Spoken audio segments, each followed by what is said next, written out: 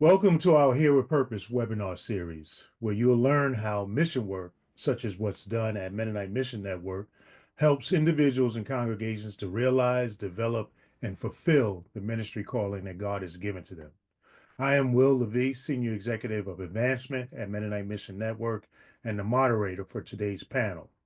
The title is Immigration, Service, Justice, Discovering How Doing Voluntary Service Influenced the Career Paths of Immigration Justice Advocates.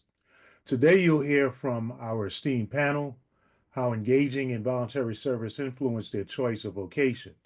You'll be inspired, uplifted, and empowered by their stories and experiences in immigration justice. So let's get started. Our panel is Marisa Smucker, Executive Director of Mennonite Mission Network, Anna Hinojosa, Senior Executive of Ventures of Mennonite Mission Network, Cade Fisher, the Paralegal at Michigan Immigrant Rights Center, Peter Claassen, the Legal Supervisor at National Immigrant Justice. Let's get right to it. Our first question for all the panelists, describe your vocation, what you do. Thank you, Will. So yes, as you said, I'm the Senior Executive for the Ventures Division with Mennonite Mission Network. And I oversee our connections globally with a wonderful team. We are a strong team that leads and connects with not only here globally or internationally, but also US. And so this position and this job has been probably the best job I've had in my life. Like, it is such a blessing. I know God led me here right to this place at this time. I have been doing ministry work all of my life. I was born in church, and so ministry has been something, but it's something that has been embedded in me. And so being able to see what we can do through mission globally has been something that I knew God had me do. Like, this is where God guided me to. And so being able to see how we do this work, how we can engage from children all the way up to the elderly. We have a place, there's a place for everybody to be able to do some work, something. There's something for everyone. And so this is why I love where I'm at right now. Peter Clausen, how about you, your vocation and what you do? Yeah, sure. Thanks, Will. Yeah, as you said, my name is Peter Claassen. I'm an attorney at the National Immigrant Justice Center up in Goshen, Indiana, and primarily my work is representing people from all over the world who are seeking asylum or in removal proceedings, immigration removal proceedings, as well as working some with unaccompanied minors. So that's kind of the high level what my work is. And I've been at NIJC for about 5 years. As far as vocation, just to say a note on that, I certainly, before I decided to pursue this path of becoming an attorney during law school, and now I pretty acutely feel the contradictions often between, Mennonite upbringing, some of the values that I have with pacifism and peace building, and participating in the legal profession where, without a doubt, the legal system as a whole involves wrestling with coercive power and the violence that comes with the use of the law in many ways. I've been greatly influenced by and continue to return to wisdom of lawyers and theologians and writers who have, come before and grappled with a lot of these issues and this tension. And I definitely try to see law and my practice, what I do, as being a tool in service of the rights of people, especially the most marginalized among us, over the property interests that often take center stage in our legal system and in our larger political system. So yeah, happy to be here and engage in this conversation. Thank you. Cade Fisher, your vocation. Sure. Thank you for having me. And just want to say my Wi-Fi just dropped out, so I just rejoined from my phone. So hopefully everything is still working. Yeah, I also want to say that as a paralegal at the Michigan Immigrant Rights Center, I do not speak on behalf of that organization. I'm just sharing here in a personal capacity today, and am happy to do so, but just need to make that clear that this is not representative of what the organization believes and works for. Right. For me, vocation, I had something written, and then as I was listening to this, I thought about a conversation that we had last year when I was on service about vocation versus actual job. My actual job as a paralegal is very administrative. I do a lot of scheduling, filling out applications. I meet with clients. I also became an accredited representative in the last month, which means that the Department of Justice has recognized me as an individual who does not have a law degree, but can represent people in front of immigration court and the United States Customs and Immigration Services. So with that, I am able to actually represent clients on my own under supervision of an attorney. And that has been a new thing for me and an exciting way to step into more legal work in my current role. In terms of vocation, I feel myself called to help people, very simply.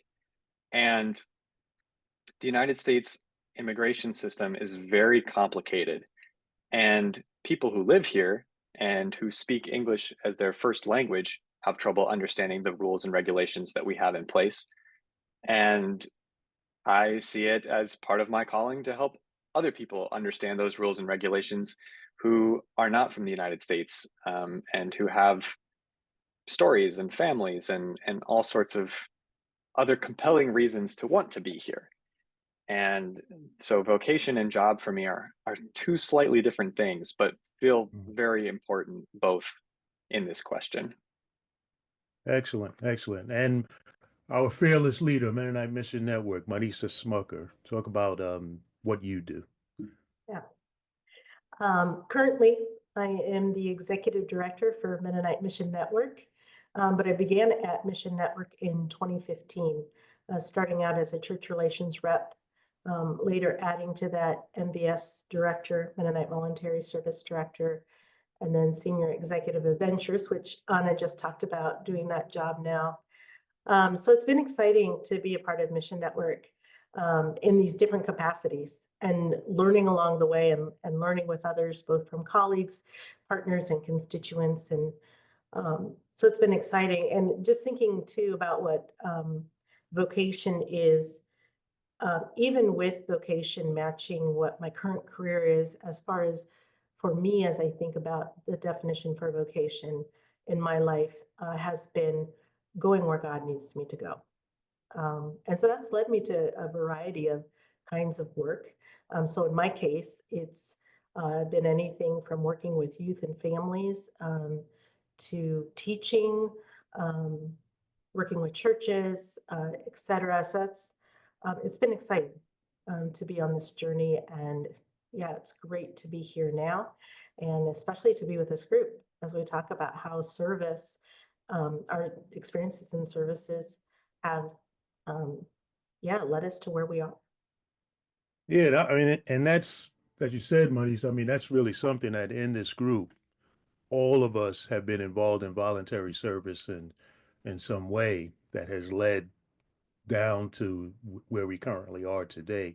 Talk about a particular experience you had, Marisa, doing voluntary service that you think really set you on the path that God had for you. Mm-hmm. So I graduated from Goshen College, and at that time I decided to do voluntary service through a program called PULSE, Pittsburgh Urban Leadership Service Experience. And in fact, that program just celebrated 30 years in July and sunsetted the program. So unfortunately, I'm talking about it and can't join it now, but it was a great experience for me. And I remember coming out of college, I had studied social work. And so in my mind, I was headed off, I'll do this year of service, and then I'm going to go get my master's in social work. And that's going to be my career. Therapy, counseling, whatever that might lead me to. And so I found myself working with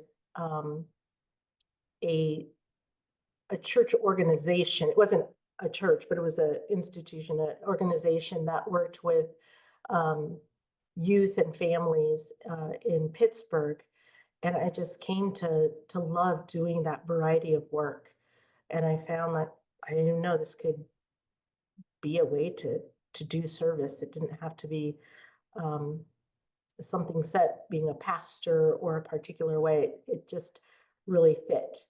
And so that to me led me on a trajectory then in Pittsburgh and then later in Costa Rica to just be working with various organizations that worked in the area of ministry and in the broad sense. So it went from families then to youth pastors and youth groups. And yeah, it just made a huge difference in just seeing different ways that ministry could happen. And just to continue to be mentored, that was a big thing, to be mentored under various leaders and see different ways of doing ministries in the way that they were called. Right. Cade, you mentioned that you're a paralegal, and then in the actual work that you do is more administrative. So probably your service experience didn't make you say, "Oh, I want to do administrative work." But talk about your service experience that may have led you down the pathway to immigration justice. Yeah. I was with Mennonite Voluntary Service in Tucson, Arizona in 2022 to 2023, so that cycle.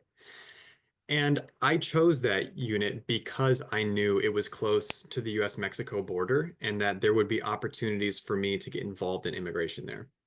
I'm going to take a step back even further. I graduated from Goshen College with a degree in peace, justice, and conflict studies. And when people asked me what I wanted to do with that degree, a very easy and tangible answer was go to law school. But I didn't want to be like a big corporate lawyer or do criminal law, really. Like, I wasn't super interested in that. But growing up in Goshen, where there is a large Latino population, I knew that immigration was an issue that affected a lot of people in my community and felt like something that I could contribute to in a positive way. So when I chose to do Mennonite Voluntary Service, I was specifically looking for an opportunity to test out the waters a little bit. And while my placement at the Florence Project in Arizona was primarily administrative, I did have several opportunities and a regular opportunity to work with clients and hear their stories, doing intakes and providing some preliminary screenings and things like that. So my work now, the administrative stuff is important. We have to keep track of data for our funders so that we can get paid and provide these services for free. And if there aren't people keeping track of that data, then the funders don't know what we're doing and they won't give us money. So that's not always the most fun thing to hear, is that the money is really important. And the administrative things make sure that the organization is running smoothly and doing the things that it needs to do, that it's meeting the checkpoints that it needs to meet. Yeah, I can absolutely tell you, being, senior executive advancement, yes, the money is very important. A lot of people don't realize that, how do you do the ministry unless you have the finances to keep it viable? So, but that's interesting that you said you were thinking about going to law school. So Peter, would you have told Cade you should go to law school? Because you talked about the conflicts now that you face being in law school. What would you have told him then? Don't go? No, do what you're doing, Cade, and anyone else listening that's on that path. Cade kind of has things more figured out than I did when I was in his position. Similar background. I went to college, majored I had a very practical history major. Didn't know what to do with that, and so I spent a year working in an organization that worked with adults with developmental disabilities, and learned a lot from that experience. But kind of went into Mennonite Voluntary Service with a little bit less clarity, I think, than Cade had. I had no interest in law school at that point, or really being in the legal field at all. It hadn't really crossed my mind, kind of for a little bit of the reasons I mentioned, and just kind of my understanding at the time of what that would involve. So I went into MVS, hoping to, do service somewhere doing something. I did also want to go somewhere near the border to practice and improve Spanish. But those were my main goals. And then getting into it, I was hugely impacted by the clients that I got to work with from around the world, and the people I worked with who had either had similar paths to me or didn't, came from different backgrounds and were doing really amazing work. And so that kind of was the first time that I started to consider it. And it was a few years after MBS, continuing in that work, being a paralegal. I was an accredited representative. I'm hearing a lot of things you're saying, Cade. It sounds familiar. And ultimately going to law school. And what I would encourage, anybody in that position, from a practical side of things, law school is very expensive. And a lot of people go in not knowing what they want to do with it. But I am highly encouraging of people, especially folks that care about justice and peace building. We need more attorneys that care about those things and that want to use the law for the benefit of people and helping marginalized groups. So absolutely, do it.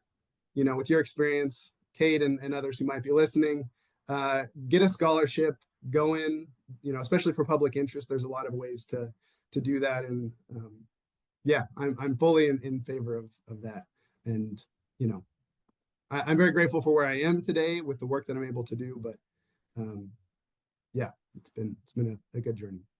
So Peter, so the experiences of engaging with the people started really shaping your direction.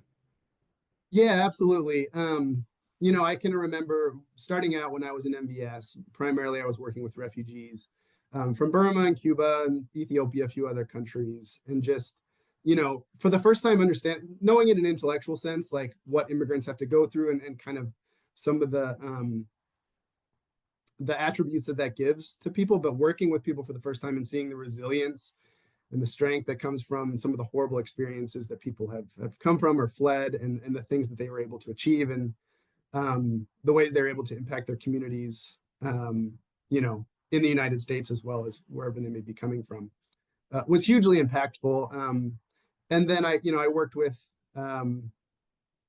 several attorneys and paralegals and other staff who had been doing this work for decades and cared very deeply, and had suffered a lot, and showed me for the first time the sacrifice that is involved in justice work.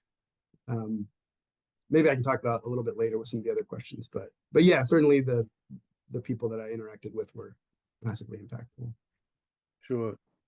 Anna, your service experience in that really shaped your direction. So mine kind of starts very, very young. I was 16. I was a junior in high school, and our church had opened up our gym. It was during the 80s, during the guerrilla warfare in Central America. And so we decided to open up. We saw a need. There was a shelter that was overflowing about a block down from our church. And we opened up our gym, and it kind of went from there. I was started in the kitchen, kind of helping cook. And then from there, they needed someone who was bilingual to fill out, because before computers, everything was paper. And it was a big stack of papers that had to be filled out before our refugees could get the refugee status and then go on to their destination to be connected with their families or sponsor families. And also carbon paper, right? Yeah, paper. and it was carbon paper. So there was a And lot whiteout. and whiteout. Yes, those were the days. Then from there, it was all handwritten at the beginning, and then we had to type. So you know how typing with carbon paper was. So it was a challenge, but it was one of the things, like Peter, it was connecting with the people, listening to their stories, just being there for them, walking them through the whole process. And then at the end, like the beautiful thing about my opportunity to do this service and help. And so was funded through MCC, was a community service worker at the time. It's now summer service workers. Like now they only do it during summer, but this time was year round. You would get a grant for a year. And I did that work and still continue to do it probably until they moved the shelter. But it was beautiful to see how the community came together, how I mean, it was across the denominations because it was started by a Mennonite church, a very small Mennonite church. And then the Catholics came on and said, well, we have money, but we just don't have people. So let's fund you. And then the Episcopalians are like, well, we have buses, so we can bus people. And so it was a beautiful thing to see everybody come together across denominations for one purpose and one goal. And so the other thing was, it was great to be able to follow up. Like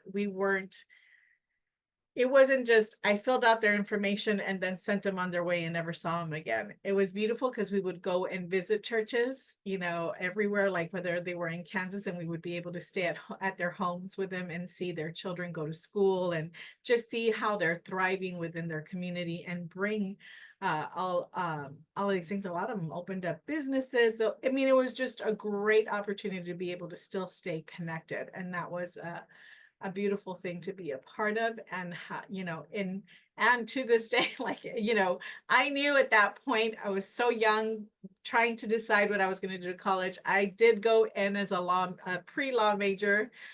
Didn't end up doing that, God knows why, but I did have that drive, and it was something that I still carry to this day, that experience of being able to be a part of something bigger than me at such a young age. Excellent. Excellent. we're going to start drilling down a little bit into the immigration issue and what's really happening now.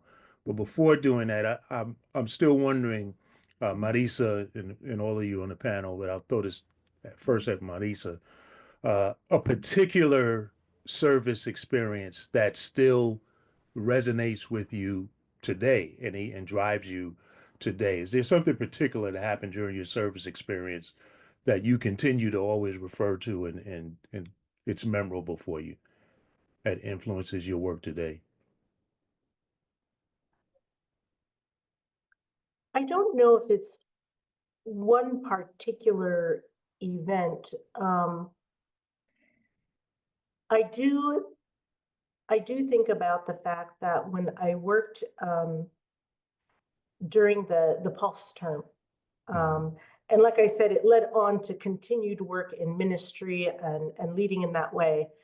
But that was a very significant time where I was entering into, for the first time, a different community. So growing up in Elkhart, Indiana, at that time, and I should say more Goshen area, I wasn't connected to the African American community. There wasn't the Latino community that we have today.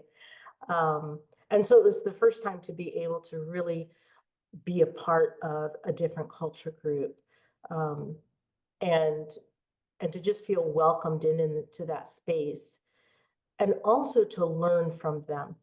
So for me, it was a sense of not just what am I giving in this space, but what am I learning from the people, because that I was both working with and for, because the leadership at that time, the main leader was an African-American Baptist pastor. And then the majority of his team were African-American as well. And so just being taught, what does it mean to care for a community that is struggling with economic injustice, racial injustices, and how do I enter in from having such a different growing up cultural experience? So that's what stands out the most to me in that setting as I think about that. So I realize I never thought about law school. I was the more social work end of things, as mentioned before, but it again, I think, some tying into what we're talking about when we talk about immigration, it's also the bigger question of what happens when cultures meet and how do we enter in. But to me now, as I look back, that question too, how are we affected and how do we learn from others that we say we're serving and we're supposedly doing that, but it's actually a two-way street. I mean, I can see how that's critical, because with all of the travel that you do and what you're doing now and all of the different communities that you go into, I can see how that would be relevant You know, even when you go into a community, you go over to Asia, that same experience would still resonate with you. Is that so? You still draw on that? You're saying, Absolutely. Absolutely. Cade, a particular story, a particular um, experience that continues to remind you and drive you in your work today. Yeah, as I was thinking about this, there were a couple brief stories that come to mind. The first one, as a unit, along with some other groups in Tucson, we took a border delegation. So we went to the US-Mexico border, visited the wall on both sides, um, visited some shelters, and basically just got a bit of a comprehensive experience about what the border looks like and how it operates.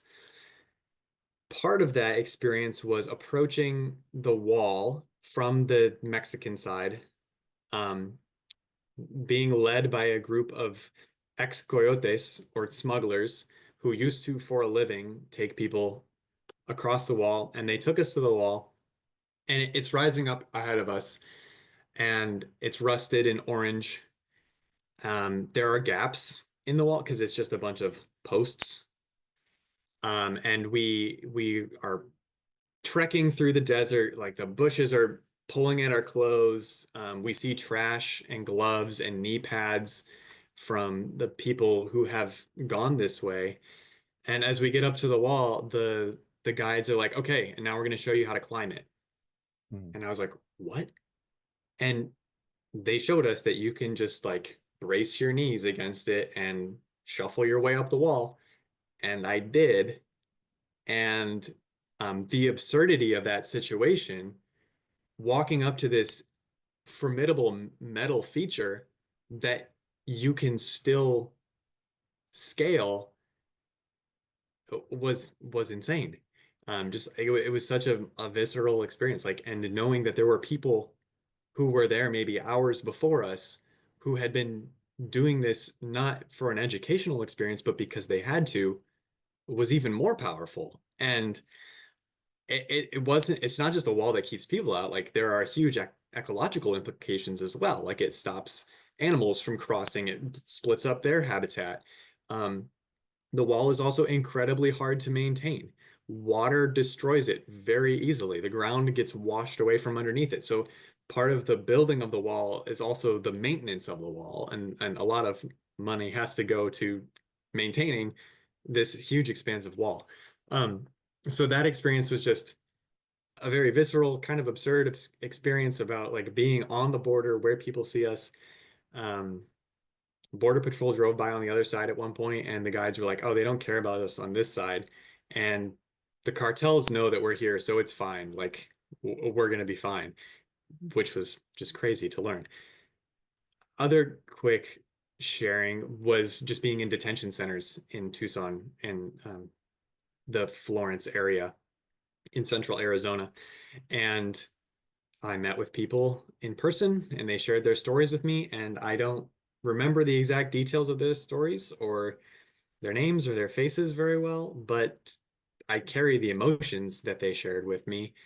And every time I meet with a client now, I have some of those feelings come back up of what it felt like to essentially be sitting in a prison, speaking with somebody about their experience. And now I can sit in an office and have those similar meetings with clients in a much friendlier environment. All right. Yeah, that's really powerful. You made me think about, well, firstly, with Mission Network, I've also visited the wall and the border and engaged there. But prior to that, I lived in Arizona for several years and would go to Mexico, go to Nogales all the time. I lived in Tucson and then in Phoenix, but would go all the time. And when you talk about the absurdity of the wall, it's the absurdity if you're at the border and you see people crossing back and forth all the time, going to work is like an absurdity also because that's not the visual that you think is happening at the borders. People come across to go to work at there's a McDonald's right there at the Nogales side. People go work and then they come back, and that just happens all the time. So that's really powerful. The absurdity of the wall that you can easily climb it, and it's very difficult to, you know, to maintain. Yeah. Wow, Peter, particular experience for you that's memorable continues to drive you today. Yeah, certainly. A lot to draw from there. It's hard to pinpoint one, but one thing that sticks out to me is the first time going to immigration court. Again, not having had a background or real interest in entering the legal field before that, I hadn't had that experience before. Immigration court is its own weird thing, anyways, compared to other court systems. But I remember going to court to observe the first time when I was a volunteer, and just being so caught off guard and shocked by just how sterile and kind of just unfeeling, and just feeling the weight, like a tangible weight. I still can feel it every time I go into court, of oppression, essentially. And, you know, as is common in immigration court, that first time it was a lot of people in there, mostly unrepresented, all people of color, with a judge who is, you know, very dryly and, you know, without any, you know, feeling whatsoever, explaining what the process was, what people were going through, and so casually talking about things that are life and death for them. And, you know, many people that day getting orders of removal to be deported back to their home countries. You know, it was kind of my first experience with that was just so jarring. And, you know, later, as I continued to have experience, went on to law school, there's this conventional, you know, thinking that in the US in particular, especially since the Civil Rights Act, that, you know, the law is neutral. The law is blind, you know, justice is blind. The law applies equally to everybody in this country. And, you know, there's no bias in the law. And I can tell you that experience alone, in addition to many others that I know others would have had, many other experiences that others in this group I know would have had as well, will tell us that the law is not neutral, that it applies differently to marginalized groups, to racial minorities, within immigration and outside of that. And so that experience was kind of the first I'd felt that, and, you know, continues to drive me to fight against that system. Like, that was, I guess, where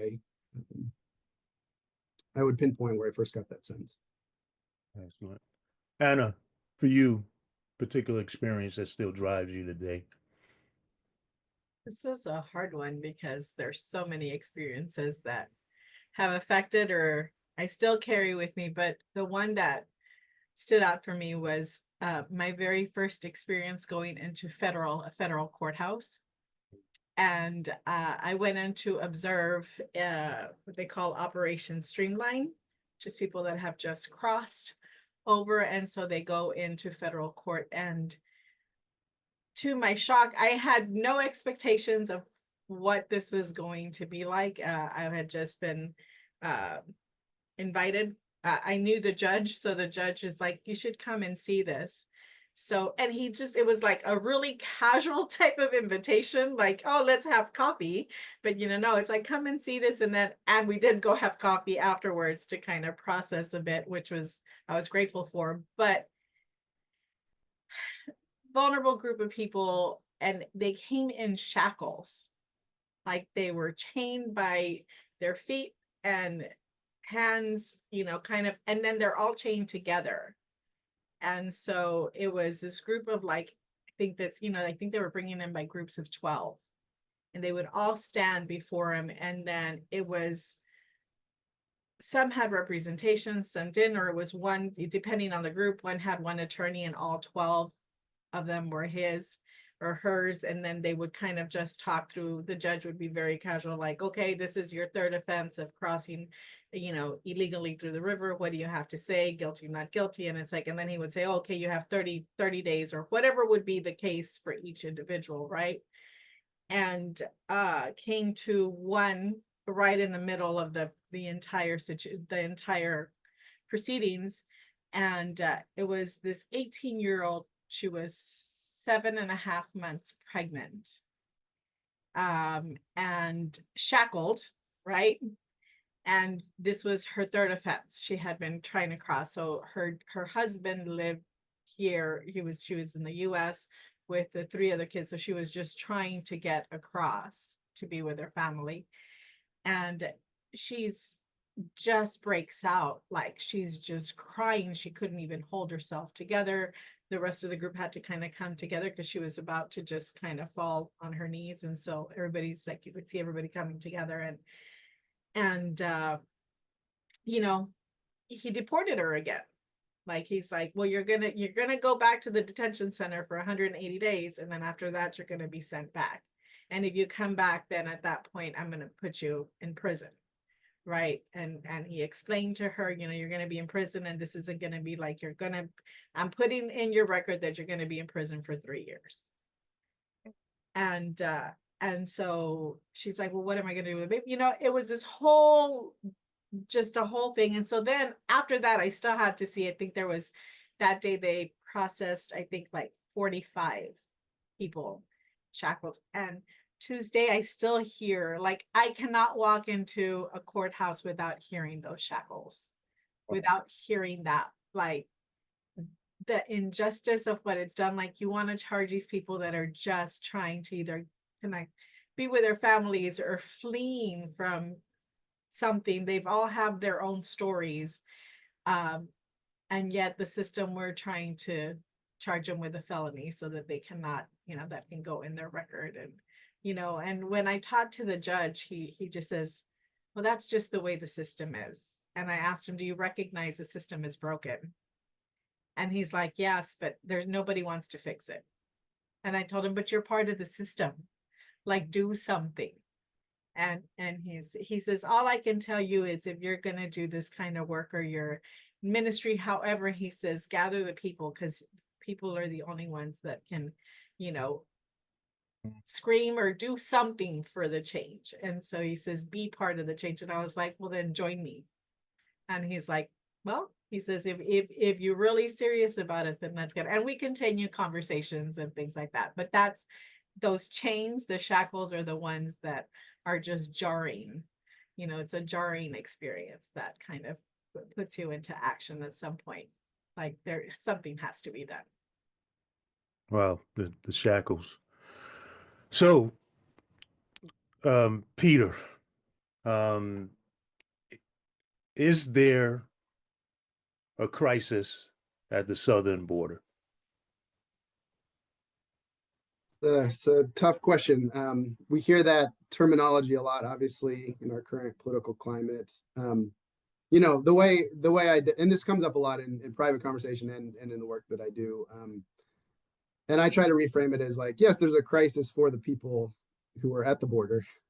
And, you know, whether that be asylum seekers, like people that are fleeing horrendous situations or persecution, or even folks that are strictly coming for economic reasons. You know, I try to lift up both of those and say that, yes, for those people, it is a crisis. And I understand the talking point of, unquestionably, like, the numbers of you know, border encounters have gone up over the years, and there's various reasons for that.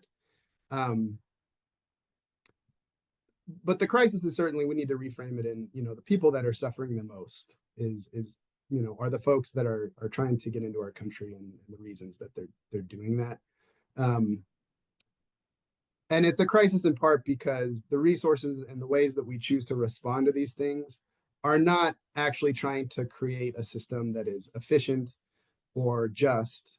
You know, it's for all kinds of other reasons that really show our priorities as a nation. So a crisis, like, yes, I would frame it in those terms of, yeah, it's a crisis for the reasons that people are forced to migrate globally from conflicts, natural disasters, climate change. But that's the way I think we need to think about this, especially as people of faith.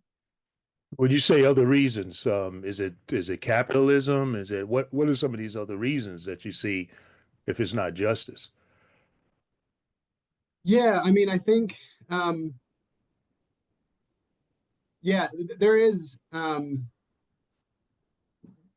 capitalism is an interesting point. I want to set that to the side because there is an economic argument there, and you know, the economics of immigration, I think, are also, the conversation we have about it is completely on its head as far as, like, our nation relies on immigrants. And in a, especially a globalized economic world, we're completely out of whack with the labor demands of our country and immigration. And so that is one thing practically, but just setting that to the side, like, a lot of the other reasons are nothing new.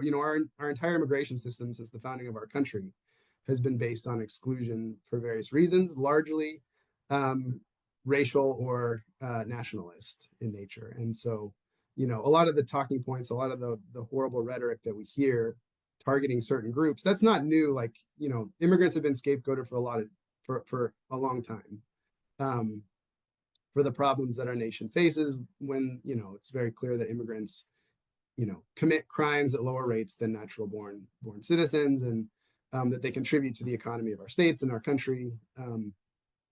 And so I think a lot of misunderstood causes for a lot of the problems in our country, in our world, are attributed to immigrants, often in very either implicitly or explicitly racist terms.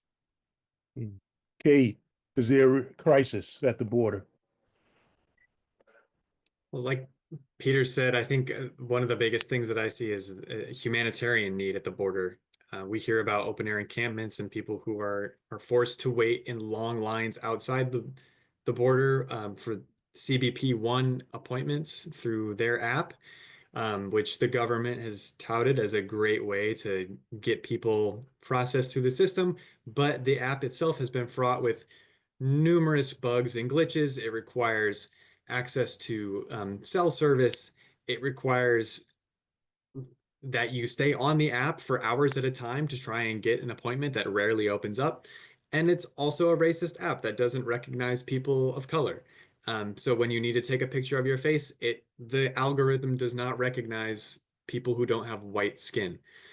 So it makes it next to impossible to use the tools that they've laid out for people to use. So then people are just stuck living out in these open air encampments. So I would agree that there is a bit of a humanitarian crisis down there for sure. In my role, I don't hear much about the border from the clients that I work with.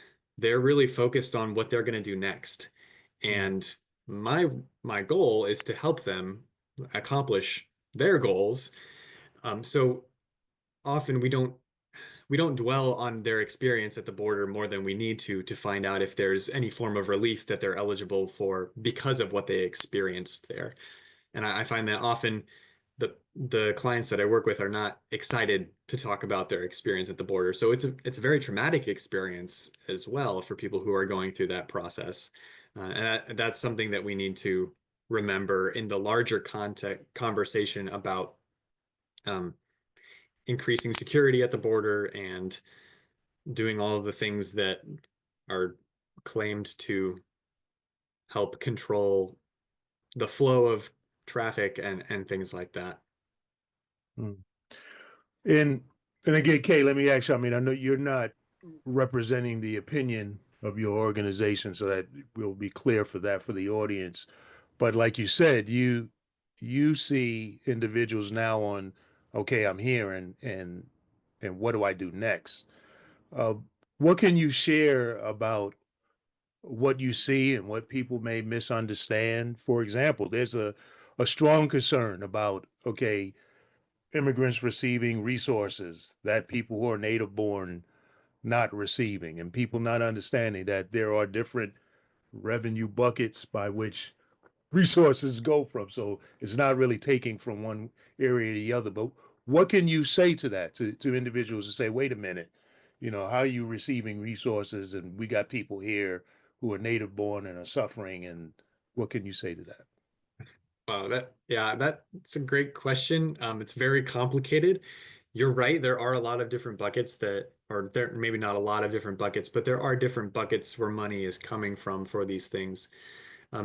Specifically, when I think about working with unaccompanied kids, they are in foster care systems and are technically sometimes under the state care, but this does not mean that they are receiving funding or benefits that is taking away from what U.S. citizen kids in the foster care system need. And Yeah, there are different organizations and agencies that fund different levels of work. I think that's important to clarify. Um, yeah, it's a challenging issue. I don't know if anyone else has anything to add in with that. Maybe Anna. I mean, Anna, you live in Texas and you're at the border often.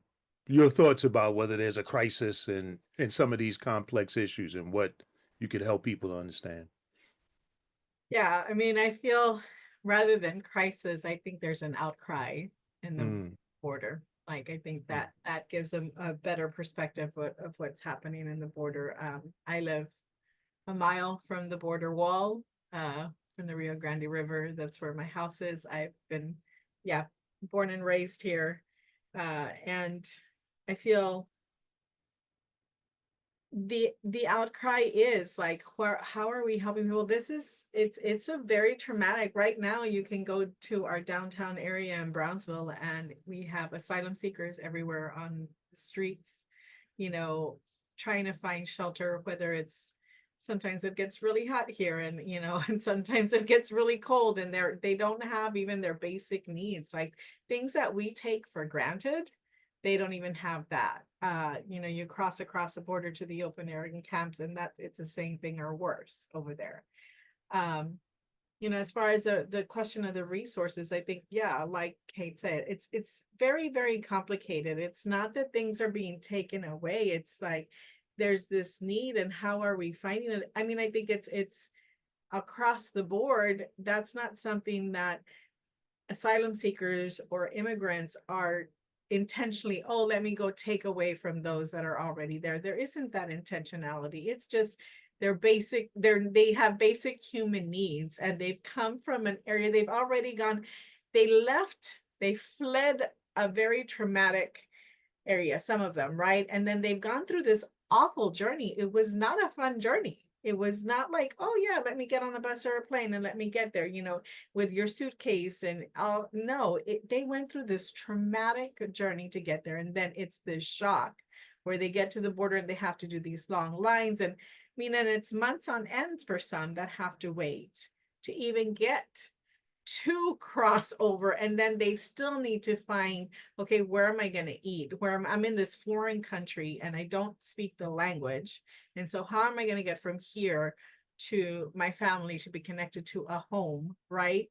And so I think that's the thing is they need to find somewhere to get, and they're not taking away from other people. And I don't know, Peter, you may have a little bit more specifics, or anybody else, but I think this whole concept of like, oh, they're stealing from us, they're taking away from us. There's no scarcity. It's a scarcity mindset.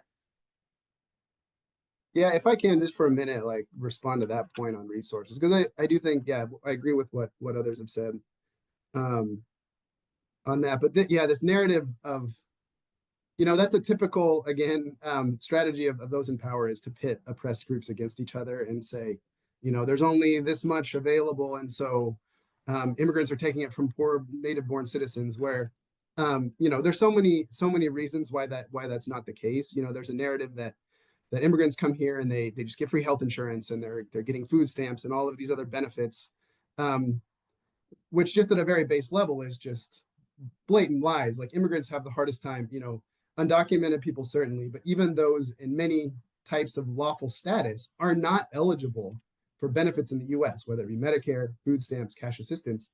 They can't get any of that for large numbers of the groups of both documented and undocumented immigrants. So that's one, pretty common misconception. In addition to the fact that, again, economically, immigrants come here, they work. If they work with authorization, that's one thing. But even those that don't are very often paying taxes and getting none of the benefits back, as far as, Social Security and that kind of thing. And so there's so many ways that immigrants, provide an economic benefit to the country, and a lot of these narratives about the things that they're taking. And I get there's room for some nuance in talking about, especially in cities where a lot of migrants have ended up there. There's very real concerns about housing and that kind of thing. And there's solutions to that, and there's conversations we can have, but the narrative is, completely misguided to say that we're taking from these buckets that are for other people. It's like, you know, there's enough, and that's a strategy from those in power to try to pit us against each other, or pit marginalized groups against each other. And like you said, unfortunately, in politics, it's kind of a natural strategy is to create narratives in this short campaign period that people will grab onto in order to vote, in order to get a vote as quick as possible. And it just kind of inflames what all of you have said is really a very complex situation with a lot of different aspects to it and moving parts. So I wonder, Marisa, your thoughts on what everyone needs to understand or things that people can understand about immigration that's often misunderstood. What do you think? I'll just make a note too. Through Mission Network, I was able to also participate in a border learning experience. Our youth venture team was doing a national trip for ages 15 to 22. And on this particular one, we joined up with MCC, immigration education specialists that were doing work in Arizona. And so we went to Tucson, and we had that experience. As I think about what that experience and what I've heard sharing today, the things that continue to ring out are the things that we're talking about. We're talking about humans, right? And it's so easy for us to put labels on people. I recognize I'm adopted, so I came to the US from a different country, but in a different way. But this could have easily been my story at some point. So there's also a recognition that by who we're born to, by who we're connected to, some of these things we didn't choose. We didn't, to use an old term, pull ourselves up by our bootstraps. I mean, some of this is privileges that are given to us just by virtue of where we are born. And so what does it mean then too? The thing I come back to is to be Christians, thinking about how would God want us to be thinking about God's people. And God's people, not just those who believe in God, but just the fact that are created by God. One of the things too that came up in the conversation is this mindset of scarcity. We just talked about that scarcity. And what I was thinking about that popped into my head at this time is Jesus in the parable of the 5,000. Feeding the 5,000. And when we look at these parables, we often think about the miracle, right? That the loaves of bread and the fish, you know, extended to the 5,000. And I wonder too, here in this conversation, it's not just about the miracle, but the belief and a mindset that there is abundance. And how do we have the mindset of sharing with others? How do we have the mindset that if I have food on my table, how can I also get food on the table for someone else? How do I help the stranger? How do I help the foreigner? Especially for someone like me who was once a foreigner. So those are some of the things that I think about in listening. You're right, there is, and Peter and Cade and Anna, you've helped us see how complicated this is. There are no easy answers. And I come back again to our beginning of our time talking about how did the action of service even get us into these activities, into the area of immigration, and this work of peace and justice. And it's that reminder that we have to step back and we have to learn from others. One, as I just mentioned, learning from Christ, but learning from others and being reminded that we don't have all the answers, and how can we depend on one another to really reach out and see how we can care about one another in our humanity. Okay, we have a question from the chat, and that is, how do you process the difficult experiences that you encounter in your work? How do you work against becoming burnt out or disillusioned? How about Cade? You can take that question. Yeah, I can start. I think last year, living in a community with 3 other people who were also doing nonprofit work was super helpful for that. We all had different days that were challenging for various reasons, and to have that community, that built-in community with the service venture, or not service venture, with Mennonite Voluntary Service unit was very helpful. Just like to know that I could go back home and somebody else was helping me prepare dinner, or like I had some people to hang out with, or if I just needed to like go to my room and decompress or whatever, I could do that too. I also think that focusing on the wins is important.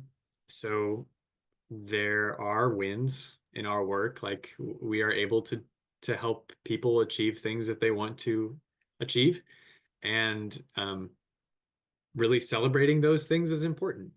There are ways that we can find joy and help people. And sometimes finding joy is just because like there's a miscommunication in Spanish, and there's a word that my client is using in Spanish that means something completely different from what I think it means. And we're just like, what are you talking about? This doesn't make any sense in this context. And then we finally understand, oh no, this is what you're saying, and this is what I'm saying. Isn't language so silly? And so finding little moments like that is really important too.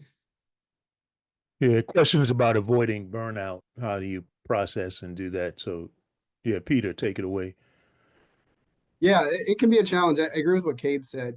Finding, MBS provides a pretty natural community. I agree that. But even outside of that, being able to find our communities of people who share our vocation. Sorry about that. Okay.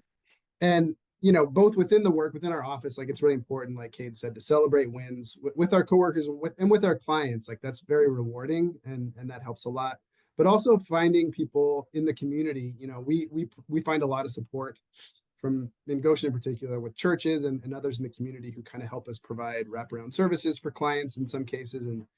And that's really encouraging to see, like when community works together to do that. And then just very practically, like personally, it's important to have boundaries. Like it can be really easy to get sucked in, and it can be all consuming, in particular for those that are doing detention work. That's like a whole other level that, I know Cade is, and Anna, you two have maybe experienced a little bit. But just being able to like set boundaries where you're getting exercise outside of work and spending time with community outside of work that's not focused on the, practical work you're doing. Those are all things that are a challenge, but really important to be able to sustain it.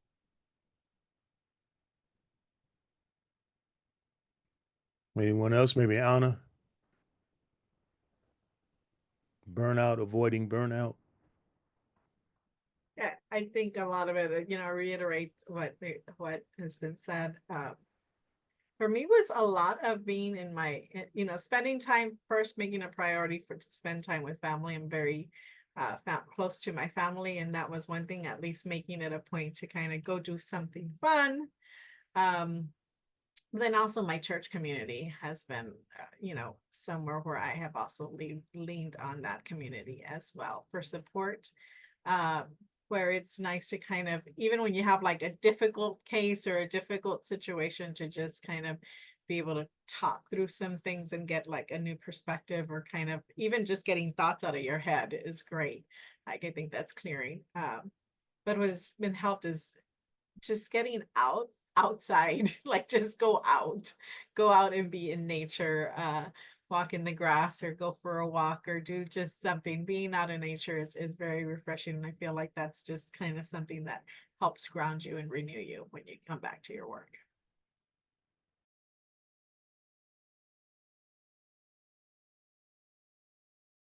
Yeah, so good question.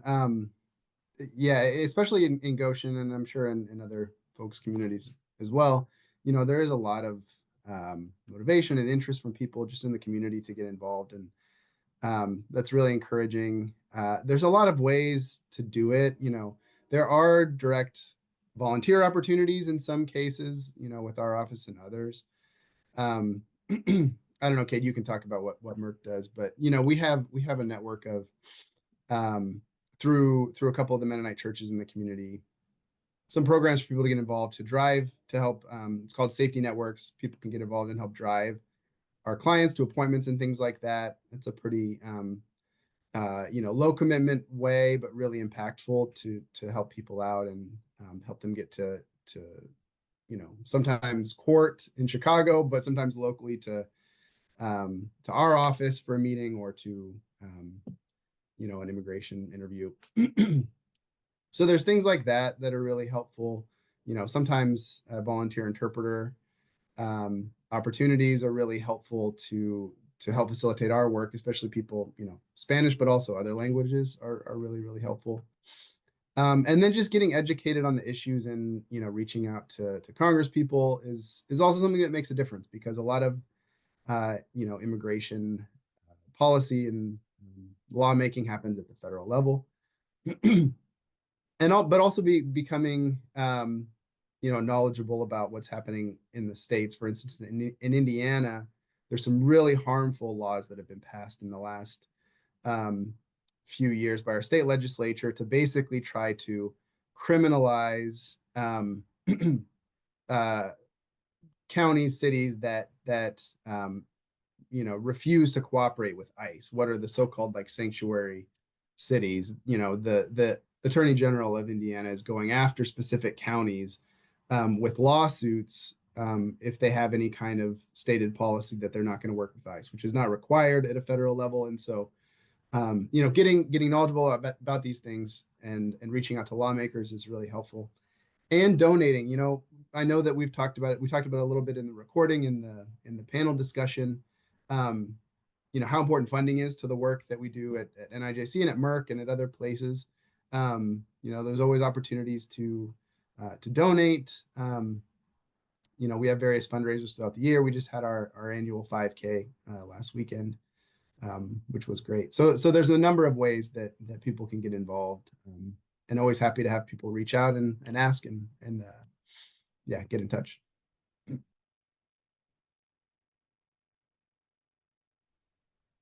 Yeah, I would echo a lot of what Peter's already shared. I mean, donations, funding is an important thing, and having direct donations to the organizations frees them up to do the work that they see in the community, rather than receiving grants from other places is great. Those are larger chunks of money usually, but there are usually some requirements about what needs to be done to continue receiving that funding. So having direct donations means that when the organization sees a need somewhere, they have a pot of money that they can draw from to do those little things that may not fall under the grant funding. Yeah, and being knowledgeable about local things that are going on. I'm glad you raised that, Peter, about local law enforcement cooperation with ICE is not necessary. So being able to support rules and regulations that empower local law enforcement agencies to keep communities safe, but that don't require them to endanger members of the community by having to report things to ICE is great. And in the middle of election season, voting is always a thing. Like you can cast your voice for the issues that matter to you. So those are some of the things that I would echo.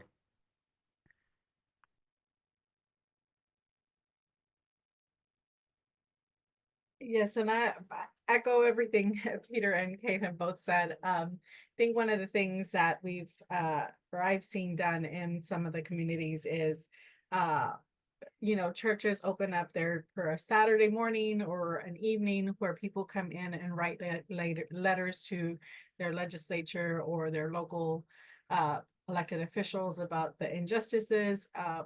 Also is know your rights. It's something really simple, but that is something really important for us to be able, if we're able to, open up, either hold those kinds of trainings where we do, because immigrants don't know that they have rights, and they do. And so something as simple as that it is so super helpful for us to be able to hold these kinds of events, you know, in our own local communities. And I've seen a big impact in that as we've done those.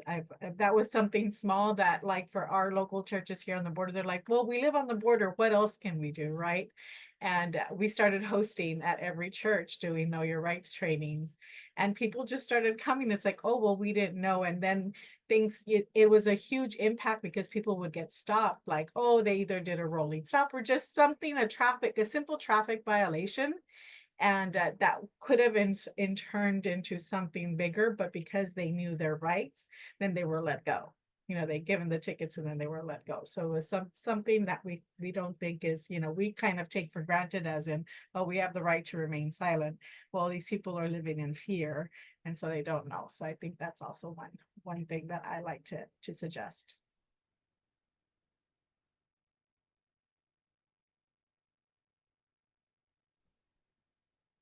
And something that was just touched on earlier too is get to know your neighbors, and in particular, our immigrant neighbors. You know, in Goshen, this is certainly the case, probably in other communities, I imagine as well. You know, people that have kids, your kids are definitely in school with immigrant children and immigrant families. Like, get to know people and learn about their lives, and that always makes a huge difference.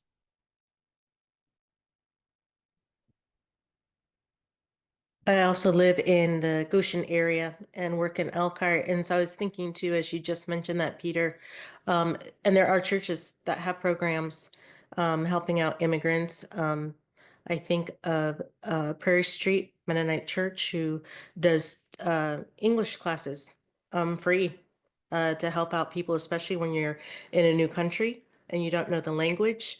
And I also thought of College Mennonite, who has worked with some of their families in the area, and donations. You know, they take sometimes, you know, good donations for people who need to live in an apartment somewhere, and they help with that. And so just knowing what churches you can get involved with, and who's doing what in the community. Yeah, I think that's excellent. As we wrap up, I'd like to ask each of you to talk about we'll start with Cade. Um, why should people care about immigration, and what should they pray for? Cade. Most simply, people should care about this because immigrants are your neighbors and they're the people who live with us. And if we want to take care of our neighbors, then we also need to take care of immigrants.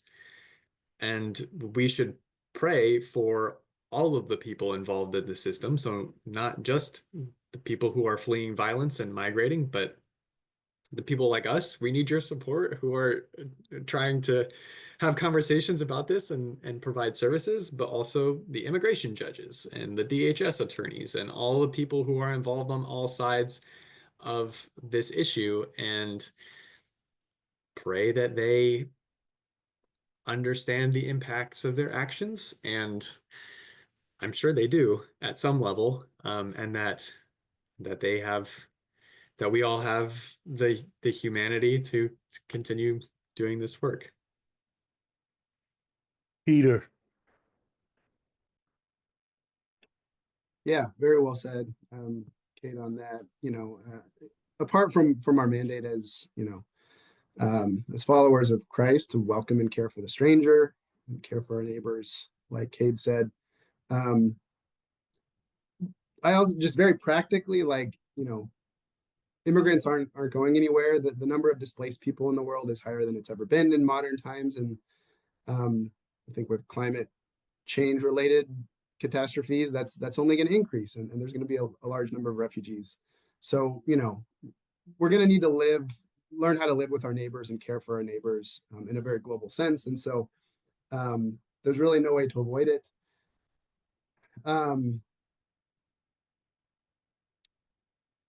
Yeah, and so like Cade said, as far as what to pray for, like, I do believe in the power of prayer, and I'm always amazed, you know, and totally agree in who we should be praying for on all sides of the issue, whether it be government officials or attorneys, or, you know, praying for wisdom for lawmakers. I'm always amazed at the difference And often the surprising ways we're able to change hearts and minds. Sometimes the instances are few and far between.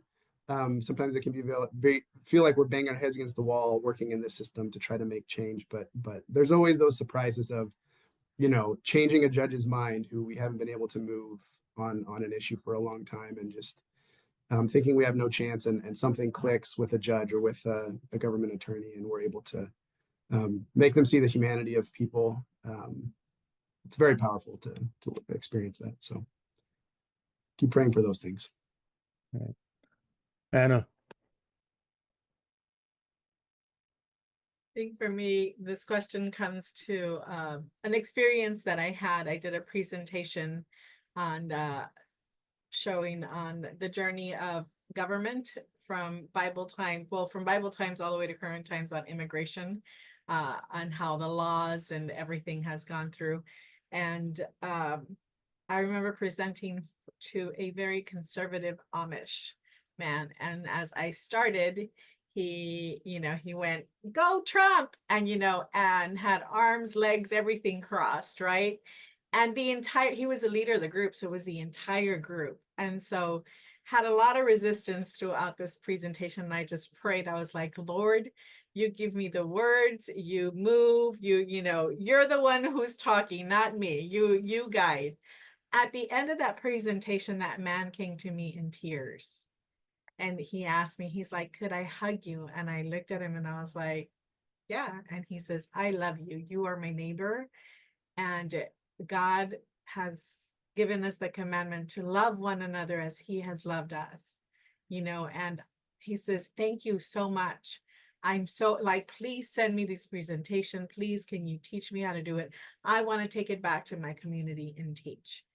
And so to me, that, praying for God to use us, right? We be the voice, we be part of the change, we be part, and it doesn't take a lot. It's just for us sometimes to have a listening ear, to listen to each other and have a conversation rather than yelling at each other.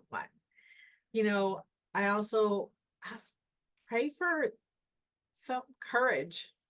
It takes courage to do this work.